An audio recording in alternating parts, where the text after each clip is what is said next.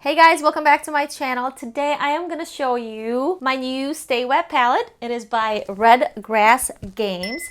I have never heard of this company before, but I saw this palette on Amazon and I decided I had to give it a try because I was looking for something a little smaller compared to my giant Masterson one. I love my Masterson palette, but it is pretty big. It is, I believe, 12 by 16 inches. This one is 5 by 7. So they are quite a size difference. I was looking for something in the middle, but I got this one, and you know what? We're just gonna test it out today. I'm gonna show you how to set it up, the whole unboxing thing, and then I am gonna use it to paint some of my new poppies that I'm working on. So stick around and let's figure this new palette out together.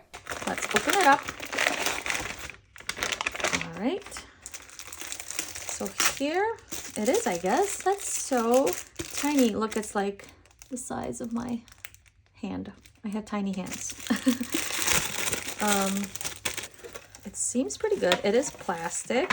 I don't know what's the lid and what's not. I'm guessing, according to the picture, the white one is the lid and the bottom one is the tray.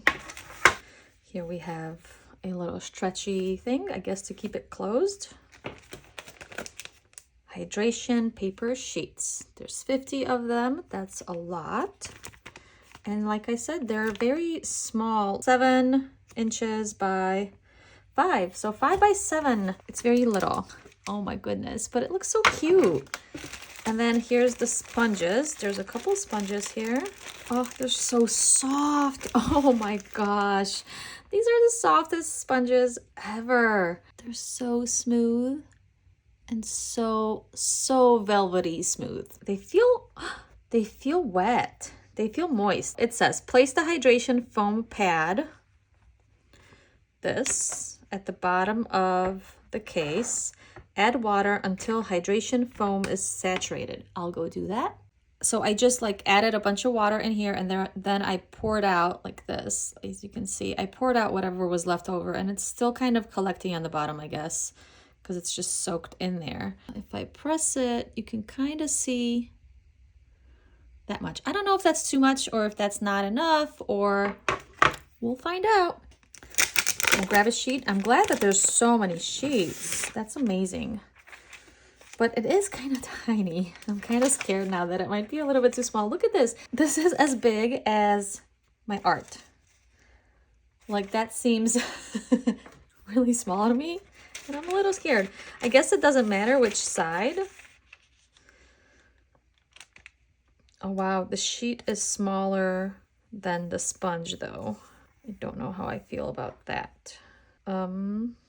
But we'll give it a go and I'll report back about how it worked. I am gonna fill this up with some color, but first I wanna see how this closes. So I guess this just goes right on top. And it doesn't snap or anything. I'm guessing that's why they provide you with this band to hold it shut.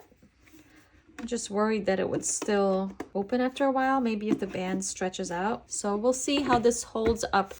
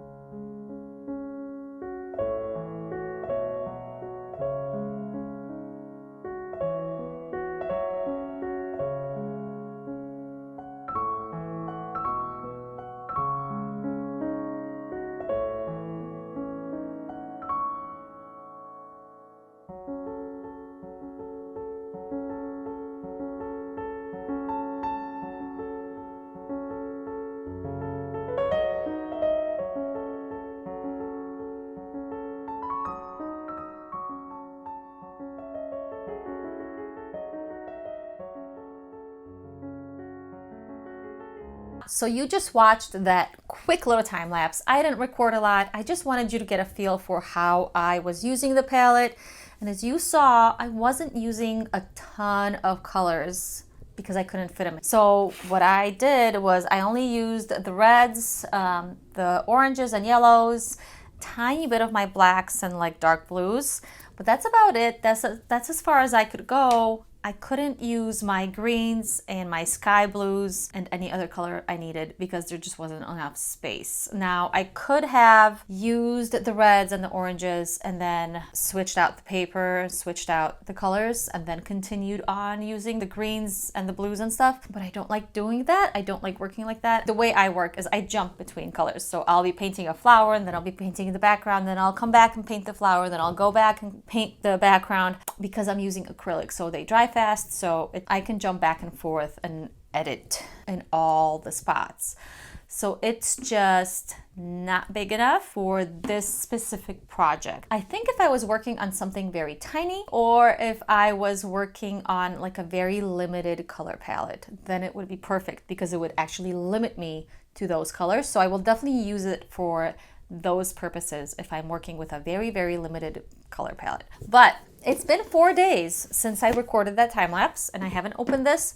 So let's open it up and see if the paints are actually still wet. And it looks like they're wet.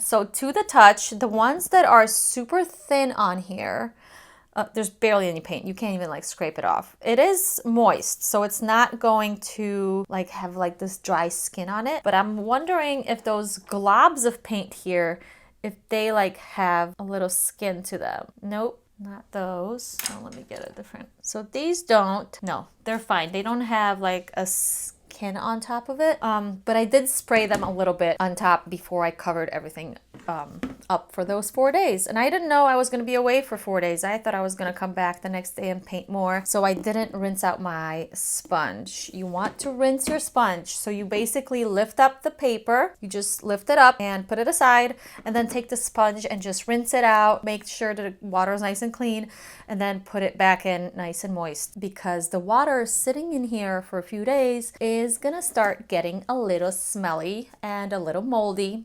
And if you don't open this for a week and then you open it, it's gonna stink and you're gonna have to throw out all that paint because it'll be nasty. I've done that before. Trust me, you don't wanna do that.